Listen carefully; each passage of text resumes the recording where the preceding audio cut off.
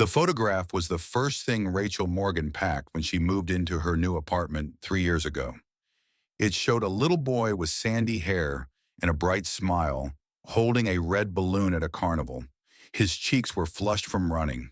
His eyes sparkled with the kind of joy that only exists in childhood, before the world teaches us to be afraid. His name was Ethan. He would have been 8 years old this Christmas. Would have been. Rachel kept the photograph in her desk drawer at Hartwell Manufacturing, tucked beneath paperwork where no one could see it, where she could pretend she was just another HR director who followed rules and signed documents and went home to an empty apartment every night. She had become very good at pretending. On the morning of December 22nd, 3 days before Christmas, she signed a termination letter for a man named Daniel Carter. She did not read the report carefully. She did not question the allegations. She simply added her signature to the line at the bottom and moved on to the next file in her stack. She did not know that this signature would change everything. She did not know that sometimes the universe sends us exactly what we need in the cruelest possible packaging. Daniel Carter sat across from the HR director, studying her face. She was younger than he expected, early 30s, with dark hair pulled back severely and eyes that seemed to look through him rather than at him. There was something hollow in her expression, something that reminded him of his own reflection in the months after Sarah died. The termination letter lay on the desk between them like a death sentence. 4 years. 4 years of arriving early and staying late. 4 years of covering shifts when others called in sick. 4 years of learning every machine on the floor until the supervisors trusted him with the most delicate repairs. Gone. 3 days before Christmas. The report accused him of threatening a coworker, falsifying time records, creating a hostile work environment.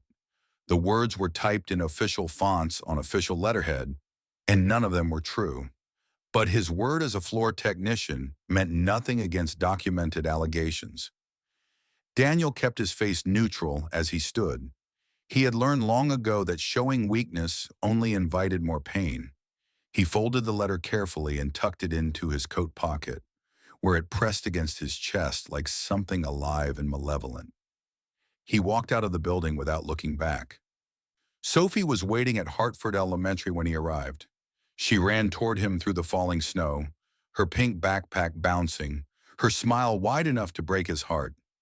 She was 7 years old with her mother's brown eyes and her father's stubborn chin. She still believed in Santa Claus. She still believed in happy endings.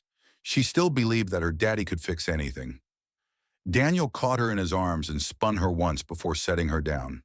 The termination letter crinkled in his pocket, but he kept his smile steady. "Daddy, can we go to the Christmas market? Please, please, please." He had $47 left until his final paycheck arrived. Rent was due in 8 days. The math did not work, no matter how many times he ran the numbers. But Sophie was looking up at him with such complete trust, such innocent joy, such absolute certainty that her father would always make everything okay. "Sure, sweetheart," he heard himself say. "Let's go see the lights." The Hartford Christmas market glowed like something from a dream. Thousands of white lights crisscrossed overhead, casting warm shadows on the crowds moving between wooden vendor stalls. The smell of roasted chestnuts and pine garlands filled the cold December air. Children laughed and ran between adults. Couples walked hand in hand, their breath forming clouds in the evening chill. Sophie pulled Daniel from booth to booth, chattering about ornaments and hot chocolate and whether Santa would know they had moved apartments last year. She stopped at a hot chocolate stand, her eyes wide at the tower of whipped cream on display. "Daddy, can I have one with extra whipped cream?" $4. $4 that should go toward groceries, or the electric bill, or the growing stack of medical bills from Sarah's final months that he was still paying off 5 years later. But Sophie's face was so hopeful, so beautifully unaware of the disaster that had just befallen them. Daniel handed over the money without letting his expression change. Sophie took a careful sip and immediately got whipped cream on her nose. She giggled as Daniel knelt in the snow and wiped it away with his thumb, his heart aching with a love so fierce it frightened him. For a moment watching her laugh, he could almost forget that everything was falling apart. Almost. Rachel Morgan stood across the market with three colleagues from Hartwell, holding mulled wine she did not want, laughing at jokes she did not hear. She had come because saying no would have required an explanation, and Rachel had spent 3 years avoiding explanations, avoiding questions, avoiding anything that might crack the careful shell she had built around herself. Then she spotted him, Daniel Carter, near the hot chocolate stand, kneeling in the snow. The dangerous man from the termination report was carefully wiping whipped cream from his daughter's nose. The little girl giggled, her face tilted up toward her father with absolute trust, with complete adoration, with the kind of love that Rachel had once known and lost. Her chest tightened. The girl looked about 7 years old. Ethan would have been 8. Rachel turned away quickly, her vision blurring, but not before the little girl spotted her and waved enthusiastically. "Miss Rachel, from the company picnic." Rachel raised her hand in a small wave. Then she walked away before anyone could see the tears forming in her eyes. That night, Rachel could not sleep. She lay in her empty apartment, staring at the ceiling, her mind replaying the image of father and daughter in the snow. The way he had knelt to her level, the gentleness in his hands, the love in his eyes. The report she had signed described a violent, unstable man who threatened co-workers and could not be trusted. But the man she had seen tonight moved through the world with patient tenderness, with quiet strength, with the kind of devoted attention that only exists in parents who understand how precious and fragile childhood really is. At 11 o'clock, Rachel gave up on sleep. She got dressed, got in her car, and drove through the city without destination. She found herself near the loading docks behind the Christmas market venue. Workers were breaking down the booths, loading equipment into trucks for $20 an hour. Cash. No questions asked. She recognized one of them immediately. Daniel Carter. Still wearing the same coat from this morning. Lifting heavy crates in the freezing dark. His breath forming clouds in the December air as he worked without complaint, without rest, without a single word of self-pity. Just hours after she had signed away his livelihood, he was doing manual labor in the cold to keep food on his daughter's table. Rachel sat in her car and watched him for a long time. This was not the man described in that report. Something was very wrong, and Rachel Morgan, who had spent 3 years hiding from her own guilt, suddenly found herself unable to look away from someone else's injustice. Rachel arrived at Hartwell Manufacturing at 5 in the morning. The building was silent. The hallways dim except for emergency lighting and the green glow of exit signs. Her footsteps echoed against the polished floors as she made her way to the HR archive room, where physical copies of incident reports were stored in gray filing cabinets that lined the walls like soldiers. She found Daniel Carter's file easily enough. The termination paperwork sat on top, followed by the incident report that had triggered the entire process. Rachel read through it under the harsh fluorescent lights, her frown deepening with every page. The document was detailed, almost too detailed. Specific dates and times, witness statements from employees she vaguely recognized. Allegations that painted a clear picture of a dangerous liability. But something was wrong. The margins were slightly off compared to standard company templates. The font spacing was inconsistent in certain sections, as if pieces had been cut and pasted from different documents. Rachel pulled up the digital version on her laptop and compared the two documents side by side. That was when she found it. The original report had been modified 3 days before she signed it. The editing history showed changes made by Marcus Webb, a mid-level supervisor who had been with the company for 6 years. Marcus Webb, Rachel knew him. Charming smile, cold eyes, the kind of man who always seemed to be calculating something, even when he was laughing at someone's joke. She dug deeper into the files, and what she found made her blood run cold. 2 years ago, Daniel Carter had discovered something that Marcus Webb wanted buried forever. Marcus had been having an affair with Linda Chen, the wife of Tom Bradley, a young technician who worked on Daniel's shift. The affair had been going on for months. Secret meetings, stolen moments, lies that multiplied like cancer. Daniel had found out by accident. He had seen them together at a restaurant across town, holding hands, leaning close, behaving like lovers instead of colleagues. He had done what he believed was right. He told Tom. The marriage fell apart. Linda filed for divorce. Tom transferred to another department, unable to face the daily reminder of his humiliation. And Marcus, instead of facing consequences for his actions, had blamed Daniel for destroying his relationship. For 2 years, Marcus had filed complaints against Daniel, vague concerns about attitude, questions about reliability.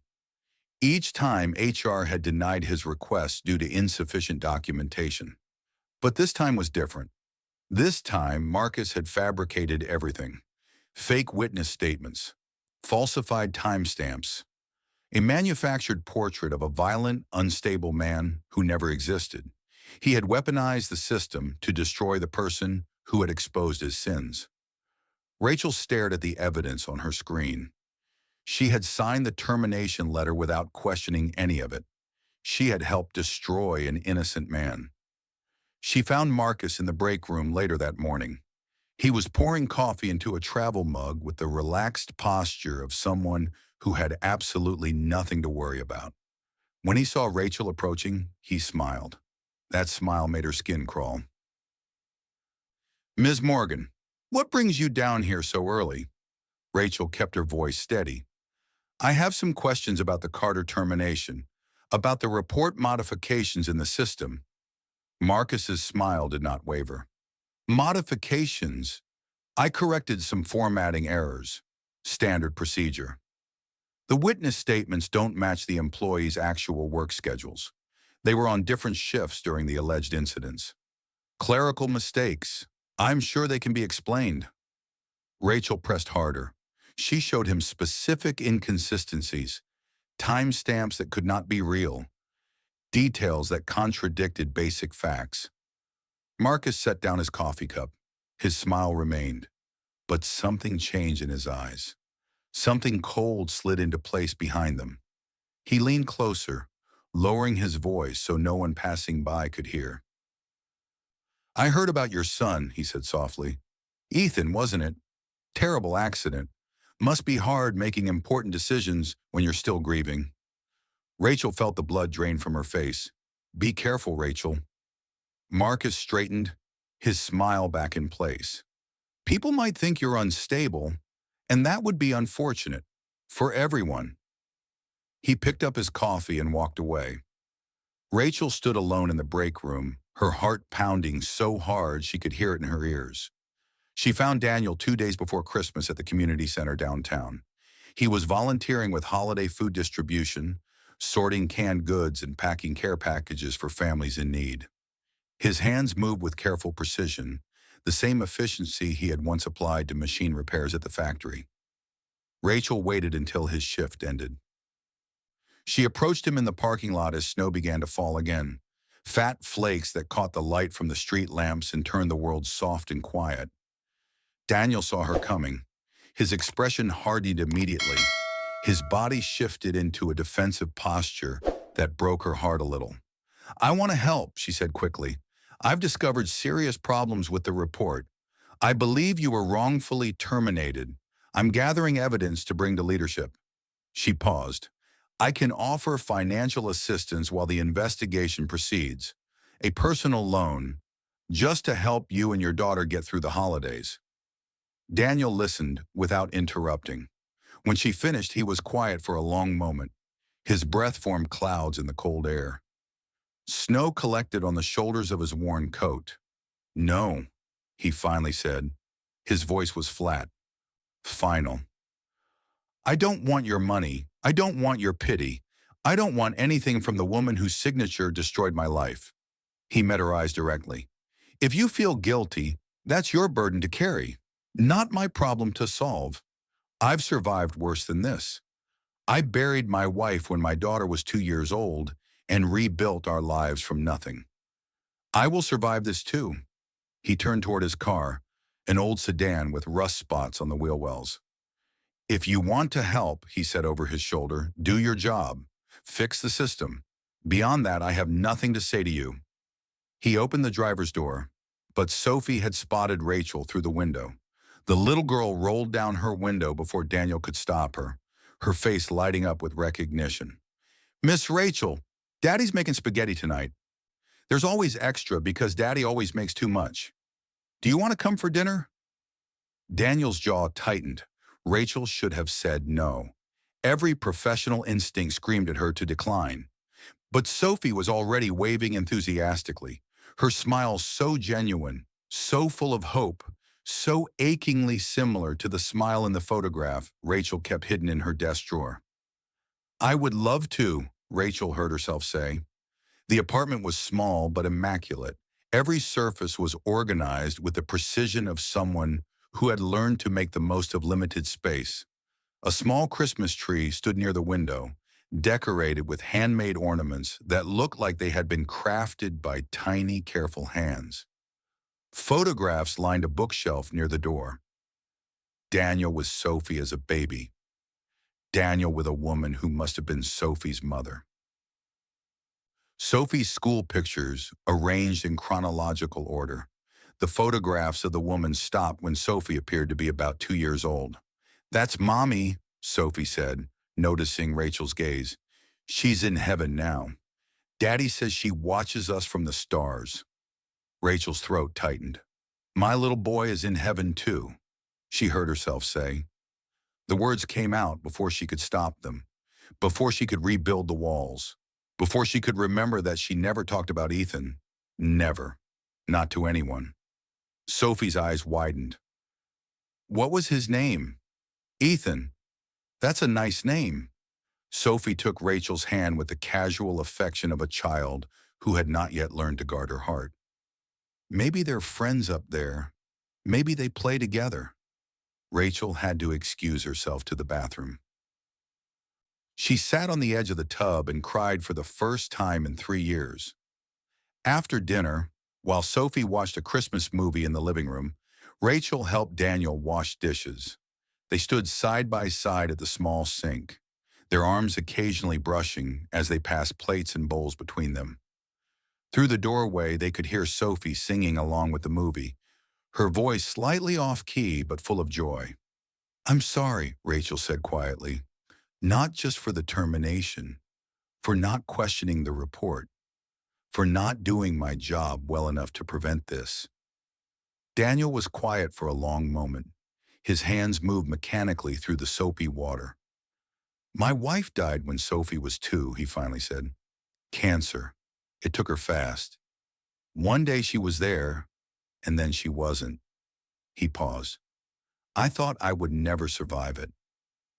But Sophie needed me, so I kept going, 1 day at a time, 1 hour at a time, sometimes 1 minute at a time. He looked at Rachel directly. You lost a child? She nodded, unable to speak. Then you know, Daniel said. You know what it's like to wake up every morning and have to choose to keep living. You know what it's like to pretend you're okay when everything inside you is broken. Rachel's voice was barely a whisper. I don't know how to stop pretending. Neither do I, Daniel admitted. But maybe that's okay. Maybe we just keep going until the pretending becomes real. Through the doorway, Sophie laughed at something on the screen. She's beautiful, Rachel said. She's everything, Daniel replied. She's the only reason I'm still standing. When Rachel left that night, Sophie hugged her goodbye with the unself-conscious affection of a child who had not yet learned to guard her heart. Something had shifted during that simple meal. Something Rachel could not quite name. That night, Rachel returned to the office after everyone had gone home. Using her administrative access, She navigated to the security camera archives and began searching through footage from the days leading up to Daniel's termination. The files were massive. The system was slow. Her eyes burned from staring at the screen, but she refused to stop. At 2 in the morning, she found it. The footage showed Marcus at his computer, clearly editing a document. The timestamp matched the modification date in Daniel's file, but that was not the most damning part. Later in the same recording, Marcus appeared in the break room with 2 other supervisors. The audio quality was poor, but Rachel could hear enough. "Finally got rid of Carter," Marcus said, laughing. "Sanctimonious bastard ruined my life 2 years ago. Cost me everything. Now I've ruined his." One supervisor asked if Marcus was worried about getting caught. Marcus waved off the concern. "Who's going to catch me? HR signed off on everything. The witnesses will keep their mouths shut. As far as anyone knows, Daniel Carter is exactly the troublemaker I described." He raised his coffee cup in a mock toast. "Merry Christmas to me." Rachel copied the footage to a secure drive. She had her evidence. Marcus was waiting for her in the parking garage the next evening. He stepped out from behind a concrete pillar, his smile firmly in place, his eyes cold and calculating. "I know what you've been doing," he said. "Investigating, asking questions, talking to witnesses who should have kept their mouths shut." Rachel gripped her car keys tightly. "I have evidence. Video evidence." "And I have a story," Marcus interrupted. "A story about an unstable HR director who lost her son in a tragic accident, who hasn't been the same since, who developed an inappropriate relationship with a terminated employee and fabricated evidence to protect him." He stepped closer. "Who do you think the board will believe, Rachel? A loyal supervisor with 6 years of service, or a grieving mother who can't do her job properly?" Rachel's blood ran cold. "Back off," Marcus said softly. "Walk away. Forget what you found, or I will destroy you. I will make sure everyone knows exactly how broken you really are." He turned and walked away, his footsteps echoing through the empty garage. Rachel stood alone in the darkness, her fingers pressed white against the flash drive that held the truth.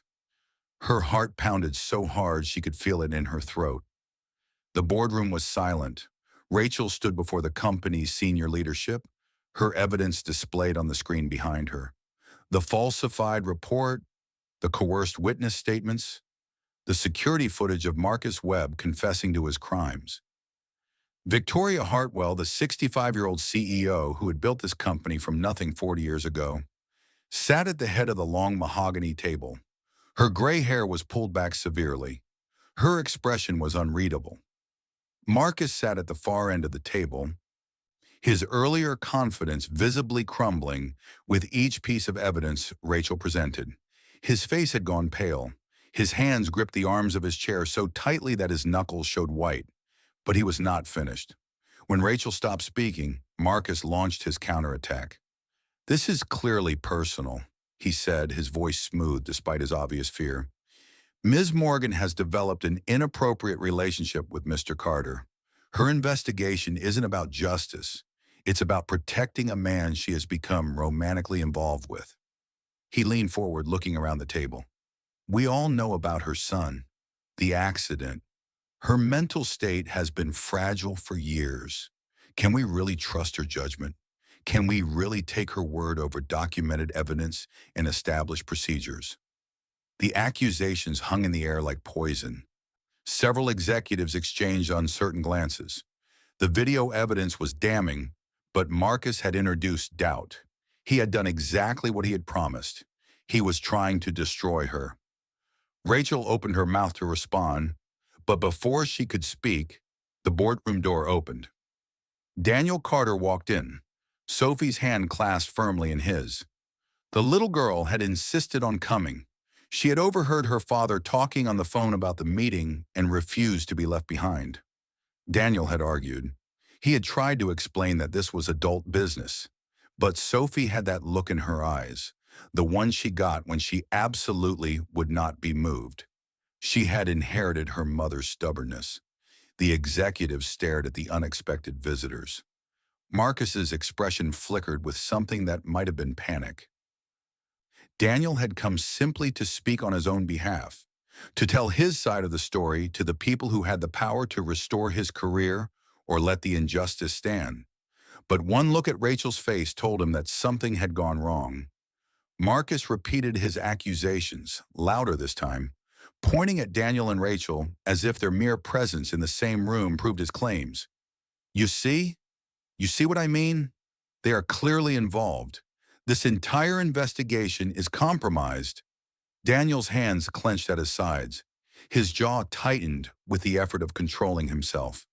But before he could respond, Sophie tugged on his sleeve.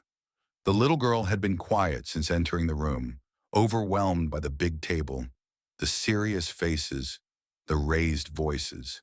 But now she looked up at her father with worried eyes.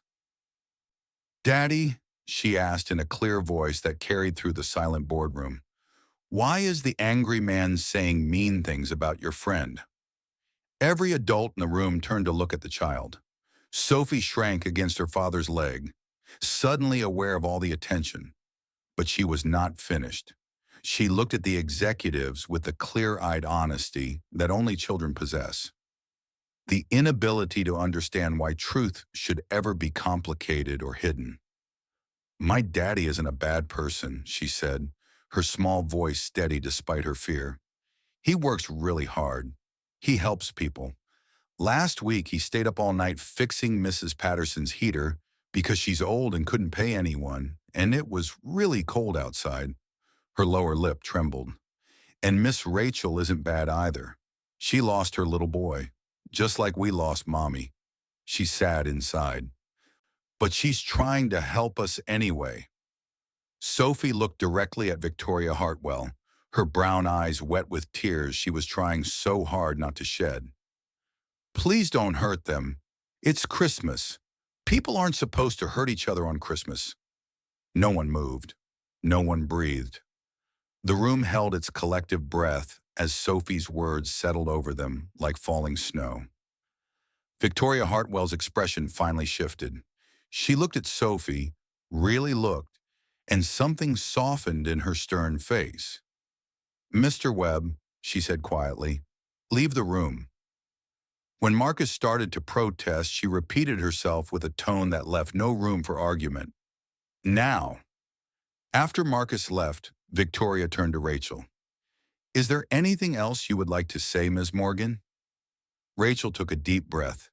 3 years ago, I lost my son in a car accident." The words came out before she could stop them. "I was driving, it was my fault." She heard gasps around the table, but she did not stop. "I have spent every day since then hiding from that guilt. I buried myself in work, in procedures, in rules. I stopped seeing people as people. I saw them as files, as problems to be processed." She looked at Daniel and Sophie, standing near the door, the little girl's face still wet with tears. "I signed that termination letter without questioning it because questioning would have required me to care. And caring is terrifying when you have lost everything." Her voice broke, but she forced herself to continue. "But this man, this good man, lost his wife and kept caring. He kept showing up for his daughter. He kept helping people. And I almost destroyed him because I was too broken to pay attention." She turned back to Victoria. "Whatever happens to my career, I need you to know, Daniel Carter is innocent. And if I had not been so determined to stay numb, I would have seen that from the beginning." The investigation concluded within days. Marcus Webb was terminated immediately, his access to the building revoked within hours. He faced potential criminal charges for fraud and falsification of company documents. The charming smile that had protected him for years could not save him now. Daniel Carter was reinstated with full back pay and an additional settlement for wrongful termination. The company offered him a promotion to shift supervisor, a position that came with better benefits, better hours, and enough salary to finally start saving for the repair shop he had always dreamed about. When they told him, Daniel had to sit down. His legs had stopped working properly. Sophie, sitting beside him, asked if this meant they could get a Christmas tree that was bigger than her. Rachel was cleared of any wrongdoing and commended for her integrity in pursuing the truth, despite personal risk. Victoria Hartwell personally thanked her for upholding the values that the company was supposed to represent. But something more important had happened. For the first time in 3 years, Rachel felt something other than numb. On Christmas morning, Rachel found a package waiting outside her apartment door. It was wrapped in red paper with a silver bow, clearly done by small, careful hands that had not quite mastered the art of folding corners. And inside was a handmade ornament, a small clay heart painted red with 2 letters scratched into the surface in a child's uneven handwriting. E+S, Ethan and Sophie. A note in Sophie's careful printing was tucked beside it. So they can be friends forever. Merry Christmas, Miss Rachel. Daddy says you're family now. Rachel held the ornament to her chest and wept. That afternoon, Rachel did something she had not done in 3 years. She opened her desk drawer and took out the photograph of Ethan, the one she had hidden away because looking at it hurt too much, the one she had buried beneath paperwork so she could pretend he had never existed. Her hands were steady now as she held it.